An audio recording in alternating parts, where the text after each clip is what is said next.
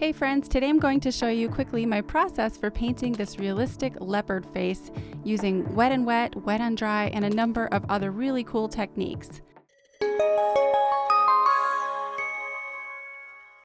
So I start with masking fluid using a really tiny brush just to mask out the largest whiskers. This will help us preserve the white of the paper so that we can freely paint over the top of those shapes without worrying about leaving the white of the paper there. I wet my paints with a spray bottle to activate them and then use a large brush to wet the entire surface of the paper, just avoiding the eyes and the nose and detailed areas like that. And then I start with my bright yellow. This is Gamboge Nova by Holbein. It's a beautiful warm yellow, and I go over that while it's still wet with transparent orange and another layer of bright yellow. I'm also using some transparent brown oxide to start shading the side of the face that's in the shadow, the left side, and just really boosting those colors in this first wet layer. I also add a light wash of indigo on the underside of the mouth. While that's still wet, I can go back in and wet the left side of the face using transparent brown oxide and indigo for that shadow tone, and then using some more brown and orange for the right side, I can drop in some spots wet and wet, and those blur out really nicely so it looks like a diffused, blurred out background. From there, I can start adding details like the dark black mouth,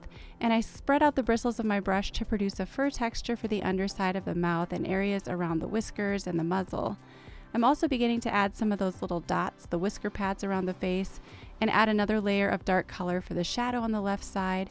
I'm also adding another wet and wet wash of transparent brown oxide, transparent orange, and a little bit of Gamboge Nova to the side of the face. For the eyes, I use yellow and then turquoise blue for the green center of the eyes, and a little bit of red around the pupils and around the outline of the eyes. And then I pretty much just use pure indigo to paint the rims of the eyes and the dark shadows and hair around them. Be careful to paint around the highlights and preserve those as much as you can, and those little rims under the eyes, keep those nice and bright. Both eyes are pretty much painted the same way, except the one in the right is a little more in the light, so I don't paint as much shadow tones within the eye itself.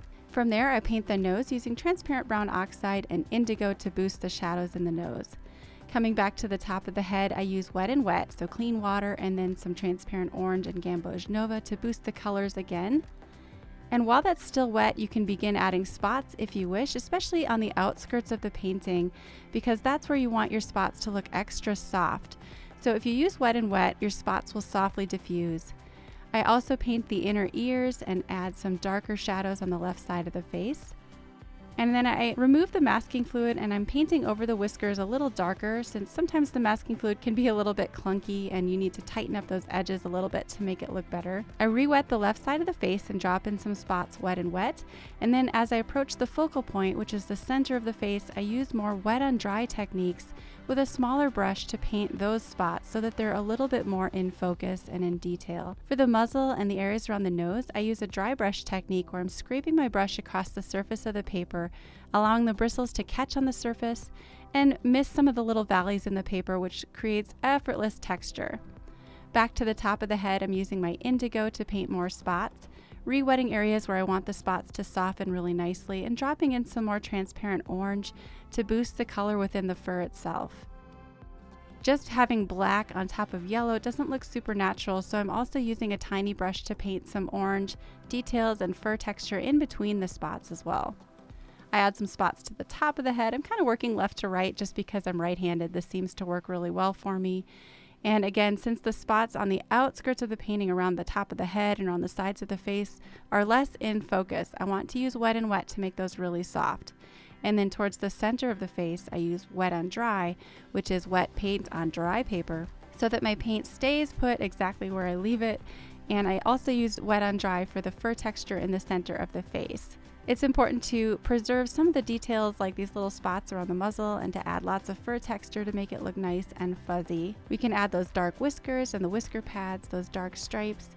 And then I finish up finally on the right side of the face with some more spots softened out, especially on the far right of the composition, and then much tighter detail as I come close to the eyes. This really helps it look like a photograph. It helps it look super realistic without too much effort. Overall, this painting only took about 2.5 hours. So you can work really quickly when you're using these wonderful wet and wet layers and then adding the wet on dry details over the top. I add some black whiskers and a little bit more spots in the foreground, and then as a final detail I use some colored pencils to add a few more white whiskers, especially the really tiny ones at the bottom. There's the finished leopard painting. If this went by way too fast, guys, good news, it is available in real time. The full 2.5-hour tutorial is available through my website, emilyolsonart.com. You can sign up to become a Watercolor Mastery member, where you'll have access to this tutorial and over 100 other fully narrated real-time tutorials like this one. Each tutorial comes with the reference photo, a line drawing, and a complete list of supplies used in each tutorial. I hope you guys will check that out. I'll leave a link in the description. Thank you so much for watching this video, and I'll see you in the next tutorial.